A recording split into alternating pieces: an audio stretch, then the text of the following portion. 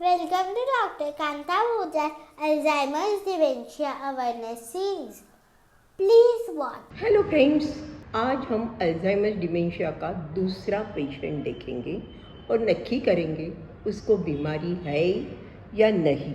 आज राजू भाई bank officer उनकी मदर रसीला बेन को लेकर आए थे। इनकी अभी की हकीकत बताने के पहले मैं उनकी और मेरी जो 3 साल पहले मुलाकात हुई थी ना, उसके बारे में बताती हूँ।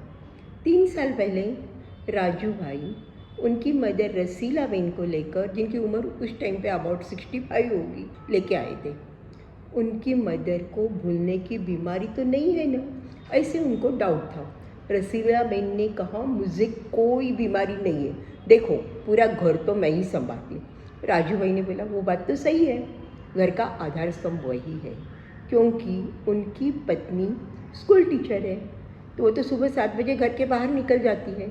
उनका बेटा चिंटू 12-1 बजे स्कूल से आता है, उसका ध्यान रखना, खाना खिलाना, सब काम कोई वही करती है और कर भी रही थी।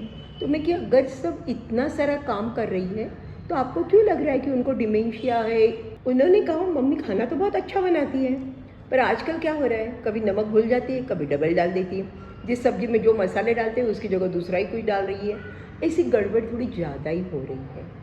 और रिसेंटली वो वहाँ पे बस स्टॉप पे उसके खड़ी तो थी बच्चे के, बच्चा आ भी गया, वैसे ही खड़ी रही। फिर चिंटू ने उसको बोला दादी दादी घर पे चलो, और उसको फिर लेके आया। बाद में तो उसने सब काम अच्छी तरह से कर दिया था। उसने बोला देख उस दिन मैं बहुत नींद में थी और ऐसी कोई बात नहीं है, मेरे को कोई प्रॉब्लम नहीं है, तो फालतू में मेरा तपास करा रहा है। उनके सब रिपोर्ट नॉर्मल थे, बीटल थोड़ा सा कम था, पर दिमाग के एमआरआई में लगा कि दिमाग थोड़ा सा छोटा हो रहा है, शायद अल्जाइमर की शुरुआत हो सकती है। उनके लड़के को बताया कि देखो ऐसे ही तो ज़्यादा प्रॉब्लम उनकी बातचीत से इससे लगता नहीं है, पर उनको शायद अल्जाइमर की शुरुआत हो सकती है। एक्टिव तो वो है ही, एक्टिविटीज़ करने दीजिए और थोड़ा सोशलाइजेशन, थोड़ा उनके साथ बैठ के गप्पे लगाइए, बातें टाइम स्पेंड करिए, कोई नई नई चीज़ें करते रहिए। उन्होंने बोला ठीक है, चले गए। बीच में 3 साल में उनका और मेरा कोई कांटेक्ट नहीं था। अब जब राजू भाई आए थे थोड़े से परेशान लग रहे थे। मैं कि क्या बात है राजू भाई, बीच वाले 3 साल कैसे गए? बोले 3 साल, बोले मम्मी घर संभाल रही है, सब काम मम्मी ही कर रही है।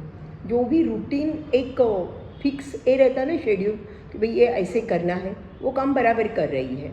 जैसे खाना बना रही है, खाना बनाने में गड़बड़ होती है वो बढ़ गई है, फिर भी खाना तो मम्मी ही बना रही है। चिंटू का सब काम देख रही है, सब कुछ कर रही है, पर भूलने का प्रॉब्लम बढ़ रहा है, हिसाब में गड़बड़ हो रही है। चीज़ें लानी हो तो वो बराबर ला नहीं पा रही है। काफ़ी बार कोई आता है तो वो बताने का भूल जाती है। मैंने पूछा रसीला बहन आपने खाना क्या खाया आज?